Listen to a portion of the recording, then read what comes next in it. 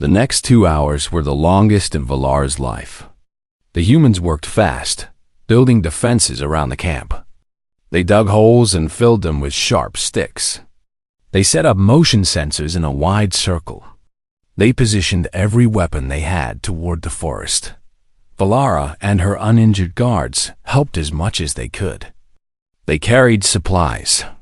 They reinforced barriers. For the first time, Keth and humans worked together, united by a common enemy. But everyone knew the truth. Their preparations would not be enough. 50 predators against a dozen fighters, half of them wounded. The math was simple. The math said they would die. Only one person seemed calm. Taiho sat sharpening his knife, the same gentle expression on his face.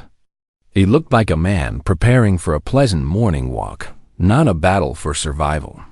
"You are not worried," Valara said, sitting beside him. "Worrying does not help. But you must have a plan. Some strategy." Taiho was quiet for a moment. Then he looked at her with those deep, dark eyes. "My plan is simple," he said. "I will go out there. I will kill as many as I can. And while they are focused on me, the rest of you will have a chance to survive until morning." Valara felt her stomach drop. "You cannot fight 50 creatures alone. You will die. Maybe. You say that so calmly. Do you not fear death?" Taiho smiled, but it was a sad smile, full of old pain and older memories. "I should have died many times, Princess. Every day I live is borrowed time. If my death saves others, then it is a good death." Valara did not understand. How could someone so powerful accept death so easily? The Keth believed in fighting until the last breath, in glory and honor and eternal fame. But this human did not seem to care about any of that. He just wanted to protect people.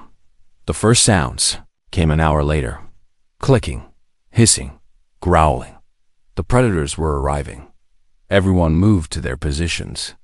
The soldiers raised their rifles. Yuna climbed onto a rock with her sniper rifle. The healthy Keth guards drew their blades. Valara herself picked up a plasma rifle, her hand shaking slightly. Taiho walked to the edge of the camp. He stood alone, facing the darkness. His knife hung loose at his side. Shapes appeared in the shadows. Red eyes, yellow eyes, green eyes. Creatures of all sizes crept toward them, shadow hunters, titan beasts, and other things Valara had never seen before. They moved together, surrounding the camp like a living wall of teeth and claws. "Hold your fire," Himan commanded. "Wait for them to come closer." The predators did not attack immediately. They circled, testing, watching. They could sense that something was different about this prey. Something dangerous. Then one creature stepped forward. It was a shadow hunter, larger than the others, covered in scars from old battles. A leader. It locked its many eyes on Taiho and hissed a challenge. Taiho looked back at it. His expression did not change, but something in the air shifted. Something cold and heavy, like a storm about to break. He walked forward, toward the creature, toward the army of monsters. "What is he doing?"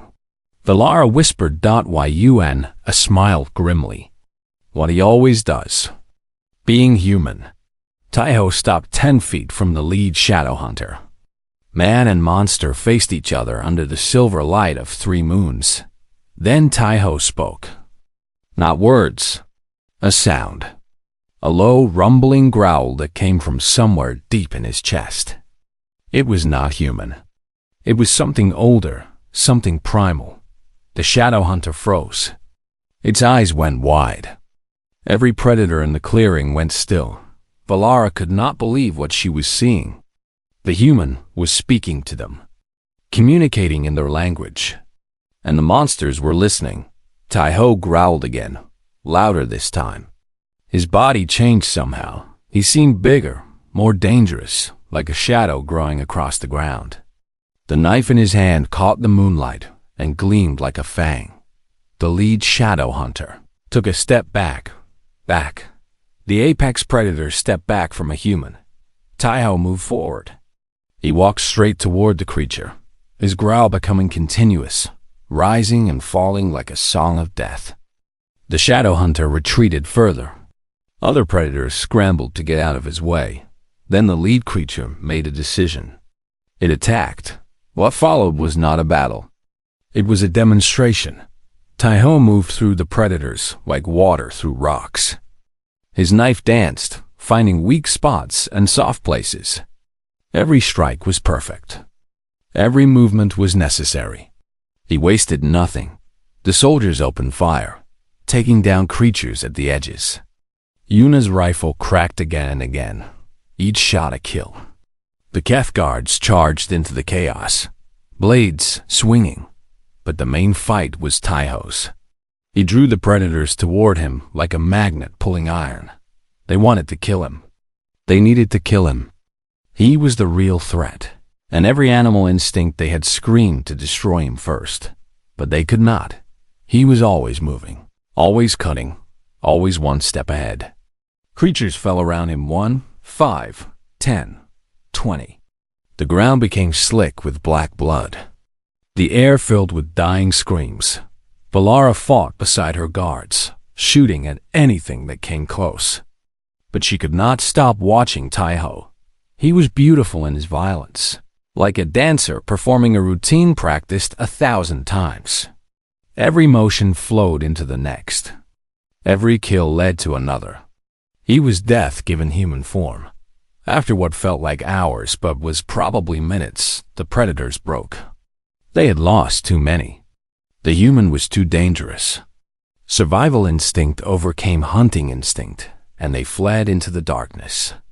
The clearing fell silent, except for heavy breathing and the moans of dying creatures. Taiho stood in the center of the carnage. He was covered in blood, mostly not his own. His clothes were torn. His knife dripped. But he was alive. He turned and walked back to the camp. Everyone watched him in silence. "Is anyone hurt?" he asked quietly. No one answered. They were too shocked to speak. Taiho nodded and sat down by the fire. He began cleaning his knife, wiping away the blood with a piece of cloth. His hands were completely steady. Valara approached him slowly. Her legs were shaking. Her mind was still trying to process what she had seen. "How many?" she asked. "How many what? How many did you kill?" Taiho paused his cleaning. "I stopped counting a long time ago." He looked up at her. In the firelight, his eyes seemed almost gentle again. Almost normal. "Does it matter?" he asked. Valara opened her mouth to respond, but nothing came out. She stood there, a princess of the most powerful empire in the galaxy, unable to find words. Slowly, she lowered herself to her knees. She knelt before him, before this human cleaner, this silent death, this impossible creature. "I was wrong," she said. "I called humans weak. I called you prey. I was a fool." Taiho looked at her with something like sadness. "You are not a fool. You just did not know. Now you do. What do we do now?" "Now?" He smiled gently. "Now we wait for morning.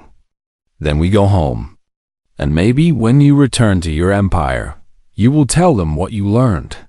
What I learned." He put away his knife and picked up his teacup, which had somehow survived the battle. "That humans are not prey. We are not weak. We are not food for stronger species." He took a sip. "We are something else entirely.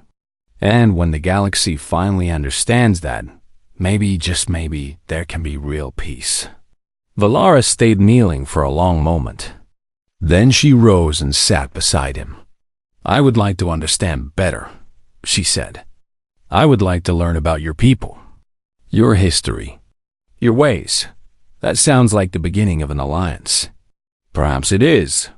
Taiho nodded slowly. "Then perhaps something good will come from tonight after all."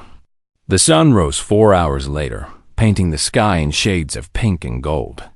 The transport ship arrived, and everyone boarded Keth and human alike. They sat together now, not as enemies or strangers, but as something new. Something that might one day be called friends. Valara looked out the window as the ship lifted off. Below, the black forest of K7 grew smaller and smaller until it was just a dark spot on a dark world. She thought about what she would tell her father, the Emperor. She thought about the reports she would write, the changes she would propose. The galaxy was bigger than she had known, more dangerous, more beautiful, and humanity strange, soft. Terrifying humanity was at the center of it all. Across the ship, Taiho had fallen asleep. In sleep, his face was peaceful, young, almost innocent. No one looking at him would guess what he was capable of. No one would imagine the storms that lived inside that quiet frame. Valara watched him for a long time. Then she smiled a real smile. Perhaps the first in years. The galaxy would never be the same, and neither would she. The human camp was small but organized. When Valara and her injured guards arrived, the soldiers moved quickly. They brought out medical kits and began treating the wounded Keth without hesitation. They did not ask questions. They did not demand anything in return. They simply helped. This confused Valara. The Keth would never help an injured enemy or even an injured ally without expecting something back. But these humans worked like it was natural, like helping was just what they did. She sat on a rock near the fire, watching. Taiho sat across from her, making his tea again. The same calm face, the same gentle movements. It was hard to believe this was the same person who had destroyed a Titan beast with a single touch. Why? Valara finally asked. Taiho looked up. Why what? Why help us? We are not your friends. I insulted you. I called your species weak. I treated you like dirt. Taiho poured hot water into his cup. You were wrong. That does not mean you deserve to die. But I was your enemy. Were you? He smiled slightly. You were rude. You were proud. But you never actually tried to hurt us. You just did not understand. Understand what? Taiho was quiet for a moment. Then he looked directly at her, and Valara felt that cold feeling again. The feeling of being watched by something ancient and dangerous. You did not understand that humans are not prey, he said softly. You saw our soft skin and thought we were weak. You saw our small size and thought we were helpless. But you never asked why such a weak species survived. You never wondered how creatures without claws or fangs became one of the dominant species on their planet. He sipped his tea. The answer is simple. We are the scariest thing our world ever created. Not because we are strong, but because we never stop. We never give up. We learn from every loss. We adapt to every challenge. And when something threatens us, we find a way to destroy it. Valara's throat felt dry. And you? What are you specifically? Before Taiho could answer, Yuna walked over and sat down. She was cleaning her sniper rifle, but she had clearly been listening. You want to know who he is? Yuna said with a small laugh.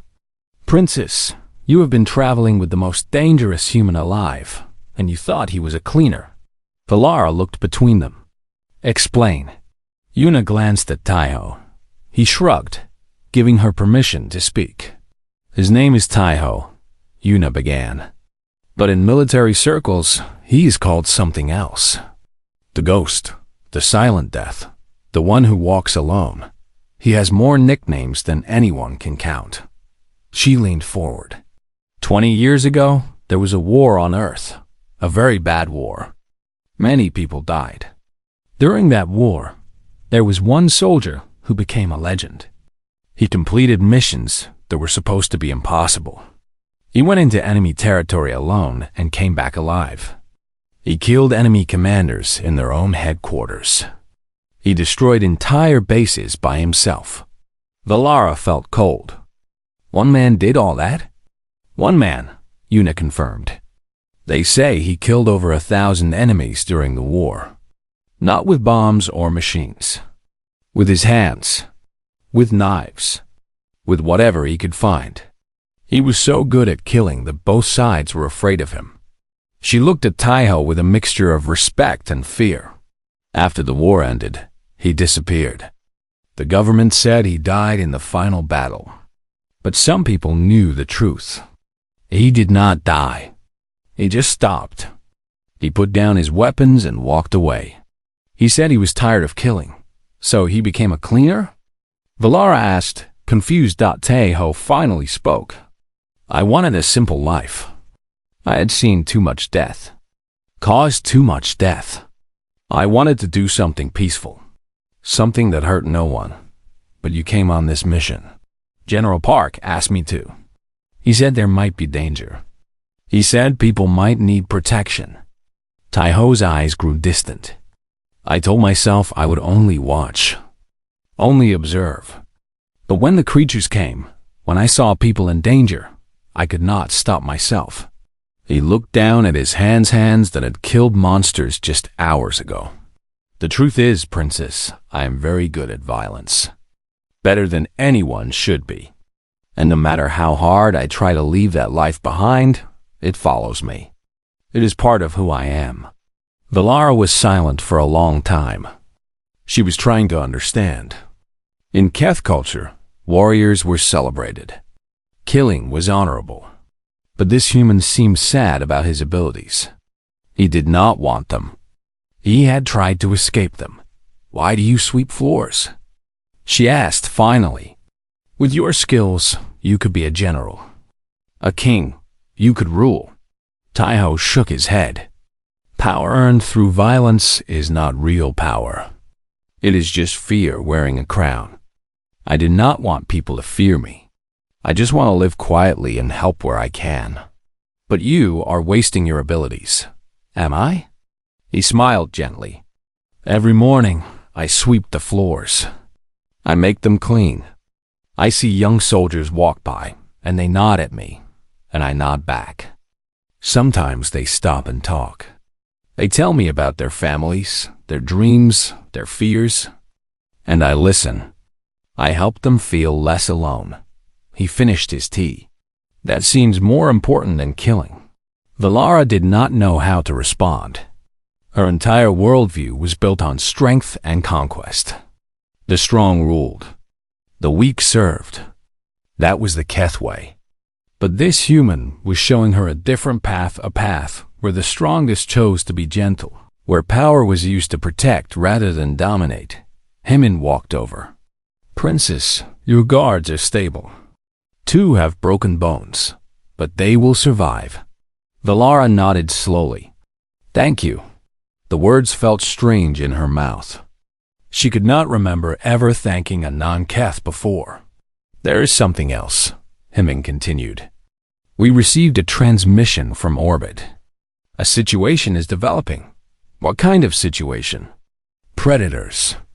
Many of them. They are gathering about 2 kilometers north of here. Our sensors show at least 50 creatures, various species, all dangerous. They seem to be organizing. Organizing? Una frowned. Predators do not organize. These ones are. And they are moving toward this location. Everyone went quiet. 50 apex predators working together. That was unheard of. That was impossible. Taiho stood up. His face had changed. The gentle cleaner was gone. In his place was something harder, something colder. They smelled blood, he said. The creatures I killed last night, the Titan beast, their deaths attracted attention. The predators are coming to investigate. To feed. We need to evacuate, Valara said quickly. Call the ship. The ship cannot land until morning. The atmospheric conditions make night flight too dangerous. Valara's heart began to race. They were trapped. Wounded guards, limited ammunition, and 50 monsters coming to kill them. Una checked her rifle. How long until they arrive? Hymin looked at his scanner. Maybe 2 hours. Taiho nodded slowly. Then he reached into his bag, the old bag from storage, and pulled something out. It was a knife. Simple. Black. No decorations. Just a blade and a handle. Then we have 2 hours to prepare, he said. Villara watched him walk to the edge of the camp. He stood there, looking into the darkness, completely still. The knife rested in his hand like it belonged there. She understood something then. Something important. She had called him a cleaner because he cleaned floors. But that was not his real job. His real job was cleaning something else. He cleaned the galaxy of threats. He removed monsters. He swept away anything that threatened innocent lives. And tonight, he was going to clean again. The transport ship shook as it entered the atmosphere of planet K7. Villara sat in her command chair, watching the planet grow larger through the window. It was a dark world, covered in black forests and gray mountains. Red rivers cut through the land like bloody wounds. Beautiful, is it not? She said to no one in particular. A true hunting ground. Her 6 guards sat behind her, checking their weapons. They carried plasma rifles and curved blades made from the bones of creatures they had killed. They were excited. The Keth loved to hunt, and K7 was famous for its dangerous beasts. On the other side of the ship sat the humans. There were 10 soldiers, all wearing green combat suits and carrying simple projectile weapons. Among them sat Taiho. He wore the same gray clothes as before. He carried no weapon that anyone could see. He looked like he was going on a peaceful walk, not a survival mission on a death world. Villara looked at him with contempt. General Park had insisted that this cleaner join the mission as a cultural observer. What a waste of resources. He would probably die in the first hour. The ship landed in a clearing surrounded by massive trees. The trees were black as coal, with branches that reached toward the sky like clawed hands. Strange sounds came from the forest, clicking, hissing, growling. This planet was alive with predators. Everyone stepped off the ship. The air was thick and hot, and it smelled like rotting meat. The soldiers wrinkled their noses, but they stayed professional. The Keth guards breathed deeply, enjoying the smell of death. Listen carefully, Villara announced. This exercise will last 3 days. We will survive in this forest, hunt for food, and prove our strength. The team that kills the most dangerous creature wins. She looked at the human soldiers with a mocking smile. Try not to die too quickly. It would be embarrassing. A young human soldier named Hymin stepped forward. He was tall and strong, with a serious face. With respect, Princess, we have trained for environments like this. We will not disappoint. Villara laughed. We shall see. The teams separated. The Keth went east, toward the deeper forest. The humans went west, toward a rocky area near a river. Taiho walked at the back of the human group, his hands in his pockets, his eyes looking at everything. Hymin fell back to walk beside him. Sir, Hymin said quietly, are you sure you should be here? This planet is classified as extremely hostile. Taiho smiled gently. I wanted some fresh air. Fresh air? The air here is toxic without filters. Then I wanted some adventure. Hymin looked at him strangely. There was something about this man that did not make sense. He was listed as a civilian worker, but he moved like a soldier. His eyes were always scanning, always watching. And the way he had handled the princess yesterday, no normal cleaner had that kind of calm. Who are you really? Hymin asked. Taiho did not answer. He just pointed ahead. We should make camp there, by those rocks. Good defensive position.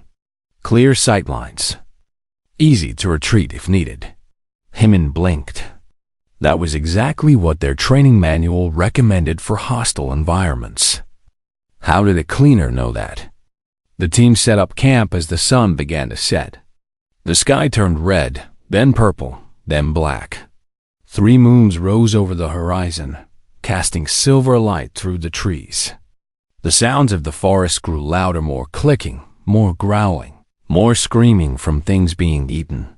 The soldiers took turns keeping watch. They set up motion sensors and tripwires. They checked their weapons again and again. Everyone was tense, except Taiho. He sat by a small fire, heating water in a metal cup. He had found some dried leaves in his bag and was making tea. Actually making tea. On a death world. While monsters screamed in the darkness around them, a soldier named Yuna sat down next to him. She was short and quick, with sharp eyes and a sniper rifle across her back. "You are strange," she said. "Thank you," Taiho replied. "That was not a compliment. I know." Yuna studied him. "The others are scared. Even Hemin, though he hides it well. But you sit here drinking tea like you are at home." Taiho took a sip. "Fear is useful. It keeps you alert. But too much fear makes you stupid. You make mistakes. You die. And you are not afraid?" "I am always afraid. I just do not let it control me." Yuna was quiet for a moment. Then she leaned closer. "I looked up your file," she whispered. "Most of it is classified. Black lines everywhere. I could only see your name and your job title. But there was one note at the bottom. What did it say?" "It said, 'Do not engage. Report immediately.'" Taiho's hands stopped moving for just a second. Then he continued sipping his tea. "Probably a mistake," he said. "I do not think so." Before she could say more, the motion sensor screamed. Red lights flashed. Something was coming. Everyone grabbed their weapons. The soldiers formed a circle, rifles pointed outward. Taiho remained seated, still holding his tea. From the darkness came shapes. Big shapes.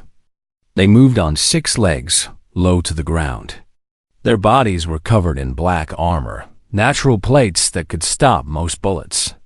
Their heads were flat with dozens of small red eyes and mouths full of teeth. They were called shadow hunters, one of the most feared predators on K-7. There were 8 of them. "Open fire!" Hemin shouted. The soldiers fired.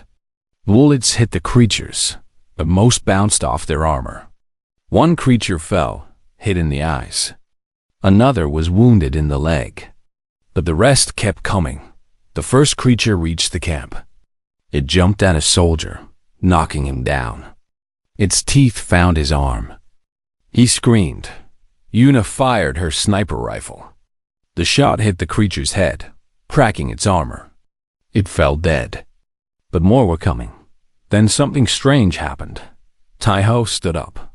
He moved differently now. His body was relaxed but focused, like water about to crash against rocks.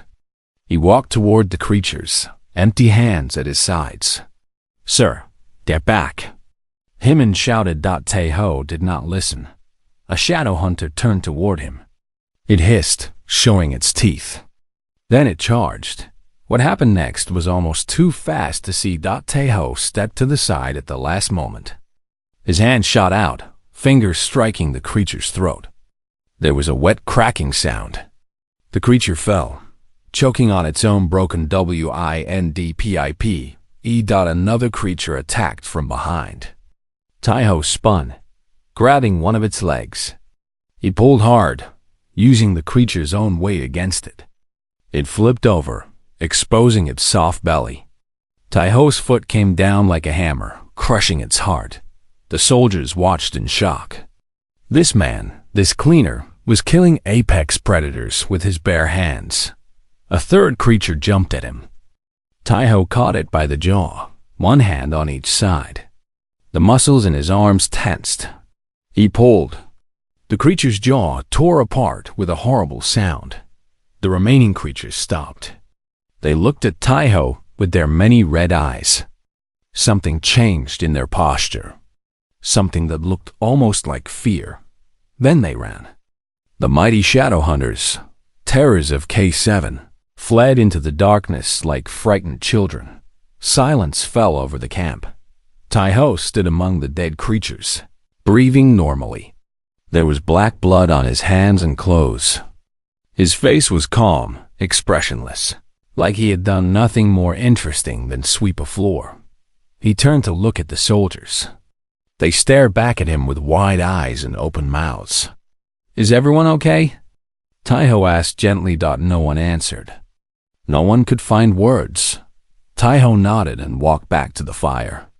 He picked up his teacup and took a sip. "It got cold," he said sadly. In the distance, hidden behind trees, golden eyes watched. Princess Valara had seen everything. Her hands were shaking. Her heart was pounding. For the first time in her life, she understood what fear truly meant. Valara could not sleep that night. Every time she closed her eyes, she saw the same thing. The cleaner. The small, plain human with messy black hair. She saw him tearing apart the shadow hunters like they were nothing. She saw the creatures run from him. Run. The most feared predators on K-7 had run from a single human. It was impossible. It went against everything she knew about the galaxy.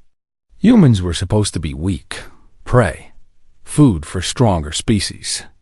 That was the natural order, but what she had seen was not weakness. What she had seen was something else entirely. Her guards noticed her mood the next morning. They gathered around her with concern on their wolf-like faces.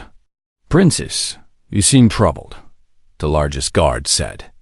His name was Vorn, and he had served her family for 20 years. Did something happen? Valara considered telling them what she saw, but then she stopped. What would she say? That a human cleaner had scared her? That she, a princess of the Keth Empire, had felt true fear for the first time? No, she would not admit such weakness. "I am fine," she said coldly. "Focus on the mission."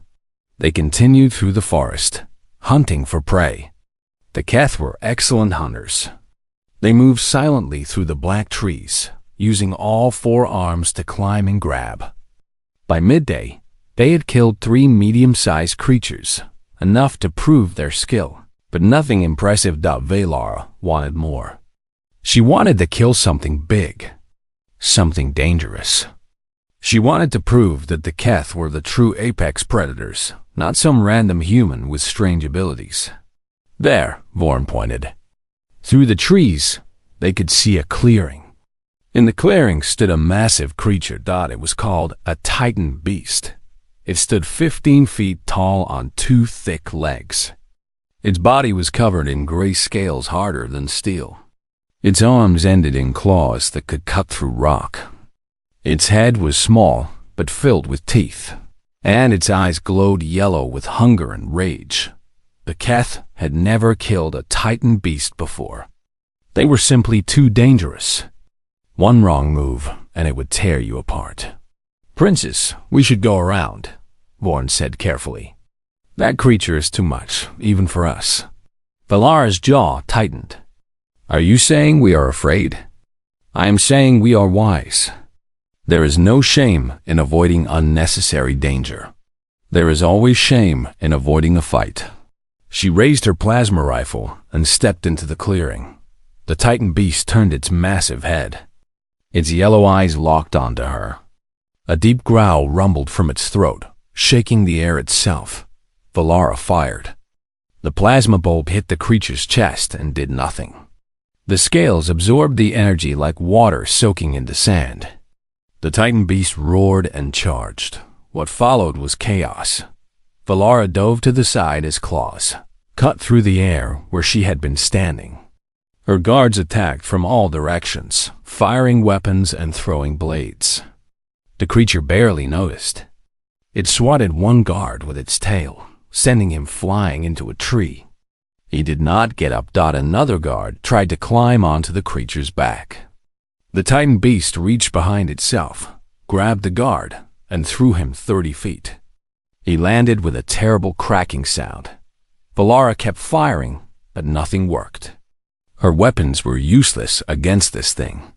For the first time in her life, she realized she was going to die, the creature turned toward her. Drool dripped from its teeth. It took one step, then another. It raised its claw to strike. Then a voice spoke from behind her. "You should aim for the eyes. The scales do not cover them." Valara spun around. Standing at the edge of the clearing was Taiho. He was still wearing his gray clothes, still had his hands in his pockets. He looked at the Titan beast like it was a mildly interesting bird. "What are you doing here?" Valara demanded. "We heard the roaring. Thought someone might need help." The Titan beast roared again and charged, this time at Taiho. The ground shook with each step. Trees cracked and fell. The creature moved faster than something that Sai should be able to move. Taiho did not run. He did not even move. He just stood there, watching Dot. At the last possible moment, he stepped to the side. His movement was small, precise, perfect. The creature rushed past him, missing by inches. As it passed, Taiho's hand shot out and touched the creature's leg. Just a light touch. Like a greeting between friends, the Titan beast stumbled. It tried to turn, but its leg would not work properly. It fell to one knee, confused and angry. "What did you do?" Valara asked, her voice shaking. "Pressure points," Taiho said calmly. "Every creature has them. Places where nerves meet. Places where a small force creates big results." He walked toward the fallen beast. It tried to stand, but its leg kept failing. It roared in frustration and swiped at him with its claws. Taiho moved like smoke. Every attack missed. Every claw cut only air. He was always exactly where the creature was not, moving with a grace that seemed impossible for a human. Then he struck. His palm hit the creature's throat. His fingers found a spot just below its jaw. He pressed not hard, just precise. The Titan beast made a strange choking sound. Its yellow eyes went wide. Then it fell, crashing to the ground like a falling mountain. It was still breathing, but it could not move. Its brain had been disconnected from its body by a single touch. Valara stared. Her remaining guards stared. Even the forest seemed to go quiet, as if nature itself was watching in disbelief. Taiho walked back toward them. His breathing was normal. He was not sweating. He looked exactly the same as he had before, like nothing had happened. "Your guards need medical attention," he said, pointing at the injured Keth. "We have supplies at our camp. Follow me." He turned and walked away. Valara found her voice. "Wait." Taiho stopped but did not turn around. "What are you?" she asked. Her voice was barely a whisper. "You are not a cleaner. You are not a normal human. What are you?" Taiho was silent for a long moment. When he spoke, his voice was soft and sad. "I am what humanity becomes when we have no choice. When we are small and weak, surrounded by things that want to kill us, we adapt. We learn. We become something else." He turned his head slightly. Valara could see his profile, his plain face, his calm expression. But his eyes had changed. They were darker now, deeper, like holes leading to a place without light. "Your people hunt for sport," he continued. "You kill because you enjoy it. But humans? We learned to kill because we had to. Every generation, we faced extinction. Every generation, we survived. We do not hunt for fun. We hunt to live. And when something threatens our survival, we become very, very good at ending that threat." He looked at the fallen Titan beast. "This creature is big and strong, but it only knows one way to fight, with size and power. Humans learned long ago that size does not matter. Speed does not matter. Strength does not matter. What matters is understanding. Understanding your enemy. Understanding their weakness. And being willing to do whatever it takes to win." He started walking again. "Your guards are bleeding. We should hurry." Valara stood frozen for another moment. Then, slowly, she followed. Her remaining guards carried their injured companions. No one spoke. No one knew what to say. As they walked through the dark forest, Valara looked at the small human in front of her. He moved through the dangerous terrain like he belonged there. Every step was careful but confident.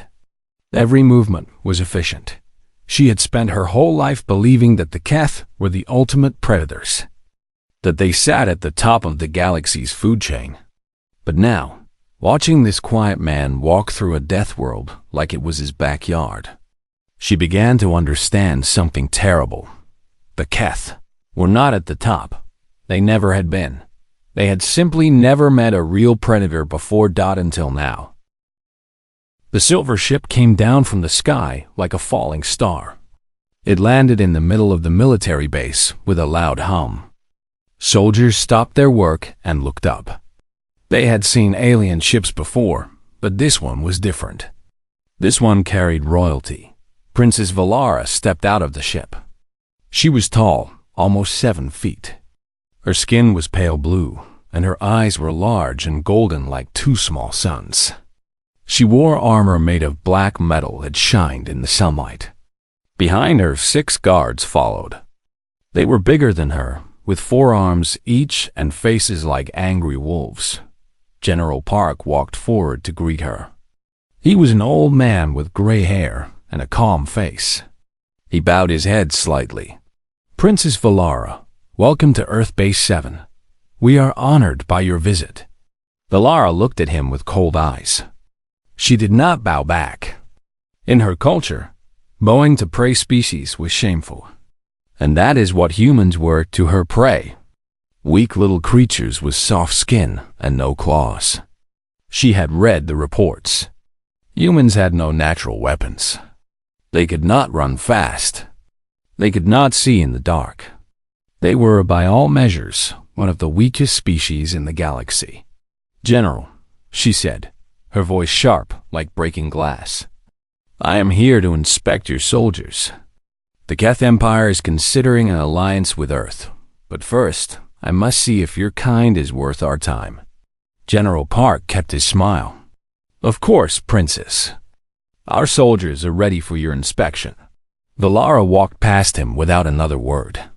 Her guards followed close behind. She looked around the base with disgust. The buildings were made of simple concrete and steel. The vehicles were primitive machines that ran on wheels. Everything looked old and weak. As she walked, she saw soldiers training. Some were running. Some were lifting weights.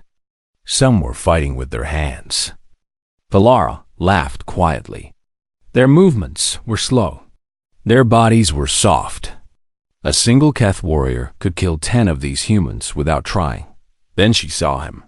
A man was sweeping the ground near the training area. He wore simple gray clothes, not a uniform. His hair was black and messy. His face was plain and forgettable.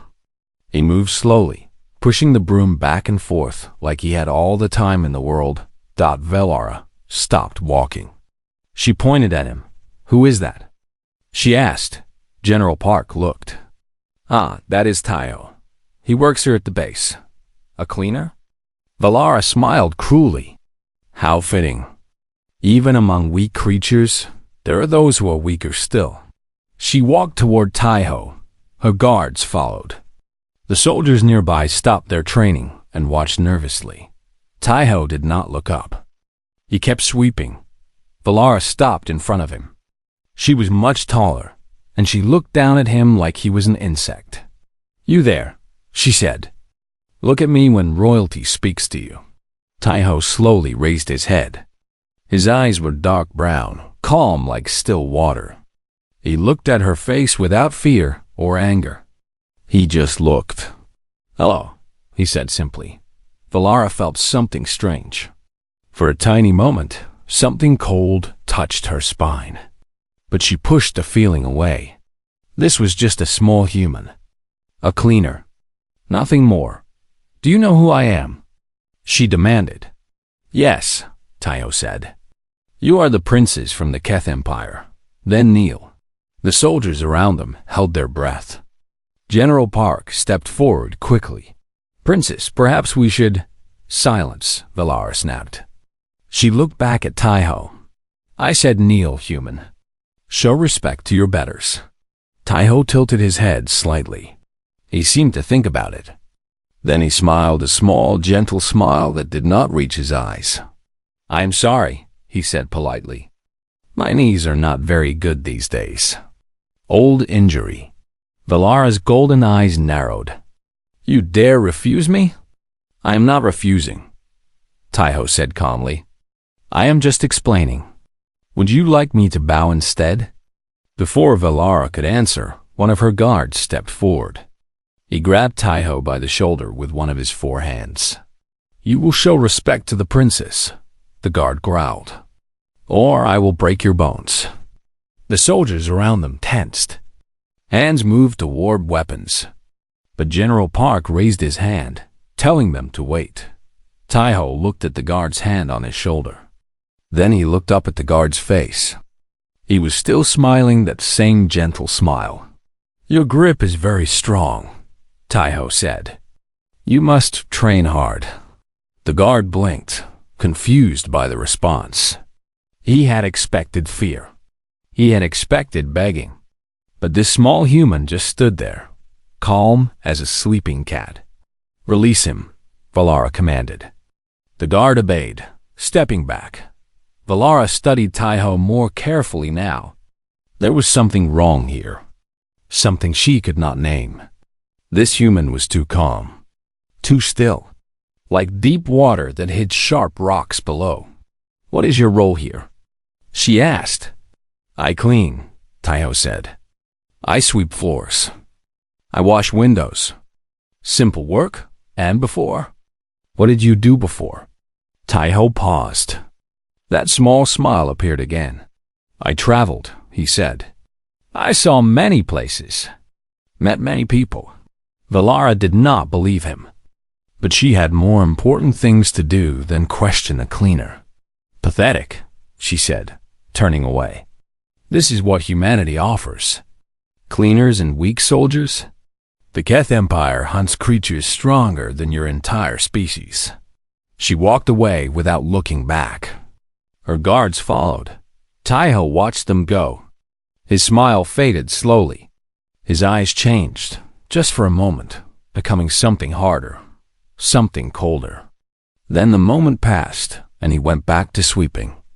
General Park walked over to him. "You handled that well," the general said quietly. Taiho shrugged. "She is young.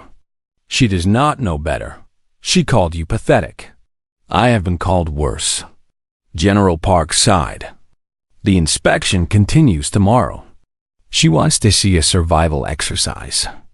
Joint training with her guards and our soldiers." Taiho stopped sweeping.